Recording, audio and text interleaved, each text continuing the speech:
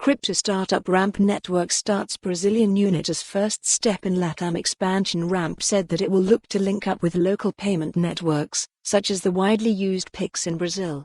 Ramp Network, a startup offering payment infrastructure to connect crypto and traditional finance, opened a local entity in Brazil in a bid to expand into Latin America. In the South American country, the company will offer its software development kit, SDK, for clients, including Web2 enterprises, crypto wallets and Web3 games, enabling their users to buy crypto via an end-to-end, non-custodial on-ramp, as well as offering a crypto-to-fiat off-ramp.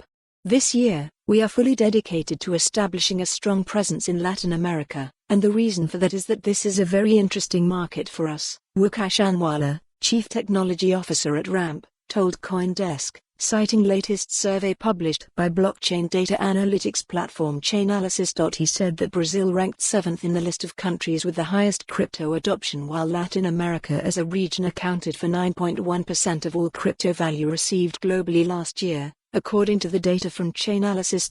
Recent crypto regulatory clarity in Brazil was one of the reasons for AMP to open an entity in the South American country, Anwala stated. In December, Brazil passed a law that creates a virtual service provider license, which is to be requested by digital asset companies, including exchanges and trading intermediaries. Several companies have been expanding into Latin America and particularly in. Follow the URL for the full article. For more on this story, visit the news article link.